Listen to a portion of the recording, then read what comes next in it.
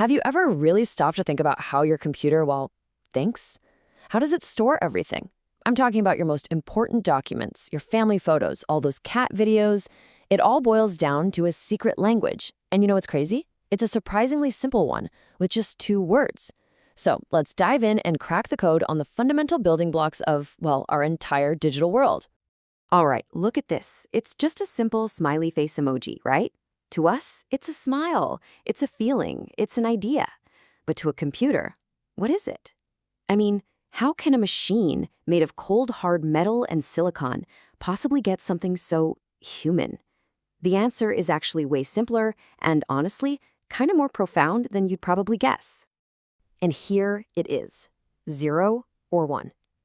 That's it. That's the secret.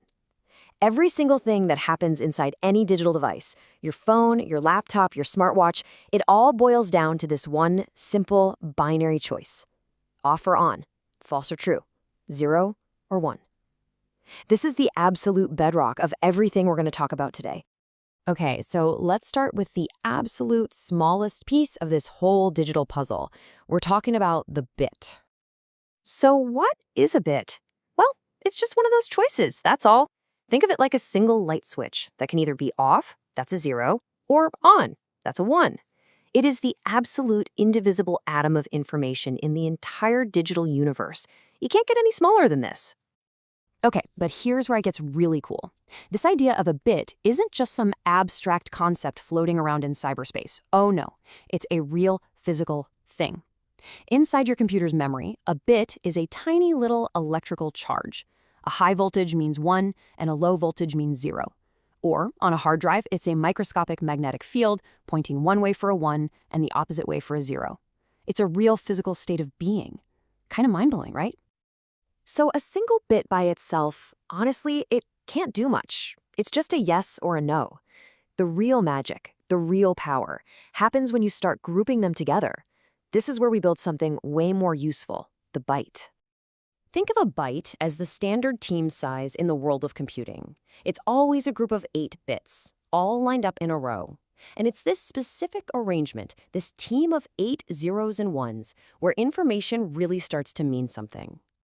And this is where things get, well, exponential. With just 8 of those simple little on or off switches, you can create 256 different, unique patterns. Just stop and think about that for a second.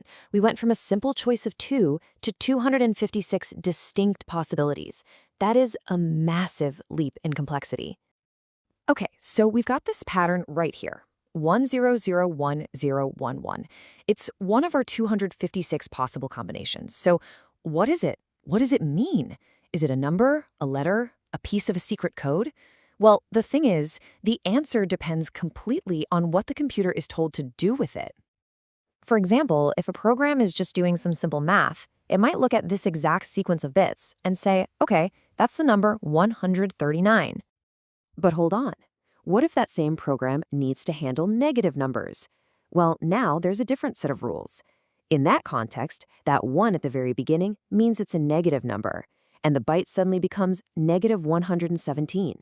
See that? Same exact bits, totally different value. And what if you're looking at a text file? Well, there's a standard system called ASCII, which is basically a universal decoder ring for computers. And using that decoder ring, that same byte, 1001011, represents the less than symbol. So it could be a number, a different number, or a symbol, all from the same pattern of zeros and ones. Okay, so this is it. This is the big aha moment. Bits and bytes, they have no meaning on their own. They're just patterns. It's the software, the program running on your computer, that acts as the translator. The software is what looks at that pattern and says, aha, in this situation, you're the number 139. Or, nope, right now, you are the less than symbol. You know, a byte is basically a chameleon, and the software is what tells it what color to be. So if context is everything, how in the world do we get from these simple single bytes to the unbelievably rich, complex digital world we live in every day? Well, it's simple. We build. And this is a perfect example of that building process. A simple letter, like G. Yeah, that can fit neatly into a single byte. But remember our smiley face emoji from the beginning? It's way more complex. To represent that one little face using modern standards, it takes 4. Count them, 4 full bytes. It's a simple rule. More complexity just means you need more data. Simple as that. Let's take a look at color. Every tiny little pixel on your screen gets its color from a mix of red, green, and blue light, right? Well, in the most common system, we give 1 full byte to each of those primary colors. So for this specific shade of teal we're looking at, it's actually defined by 3 separate bytes. The first byte tells the computer, hey, use 0 red. The second one says, okay, give me this much green. And the third one says, and add this much blue. 3 bytes, 1 color. And get this, when you combine the 256 possibilities for red with the 256 possibilities for green and the 256 for blue, you end up with over 16.7 million unique colors. Isn't that just incredible? All of that diversity, all of that richness from just 3 little bytes of information. That right there is the awesome power of combining these simple building blocks. All right, so now that we get how bytes build everything, let's talk about how we measure them when we have a whole bunch. You see these terms all the time, kilobytes, megabytes, gigabytes, when you look at file sizes or internet plans. So let's clear up some really common confusion. Okay, here's a classic one. I bet this has happened to you. You buy a brand new 1 terabyte hard drive, you're all excited, you plug it in, and your computer says you have less than that. What's going on? Did you get ripped off? Nope. It all comes down to 2 different ways of counting. See, on one hand, you've got the system that marketers use. It's based on powers of 10, the way we normally count. Kilo means 1,000, mega means 1,000,000. Nice and simple. But computers, they think in binary, in powers of 2. So your operating system, whether it's Windows or Mac OS, uses a system where a kilo is actually 1,024 bytes. Now that's pretty close, but that tiny difference really starts to add up when you get into gigabytes and terabytes. And that's exactly why your hard drive capacity always looks a little smaller than what it said on the box. And here's the other big point of confusion: internet speed. Your internet provider sells you a plan in, say, 500 megabits per second. That's Mbps with a little b. But then you go to download a file and your browser shows the speed in megabytes per second. Mbps with a big B. And the numbers are totally different. So you're thinking, wait, am I being ripped off? Nope, it's actually the exact same speed. The trick is to remember our #1 rule from the beginning.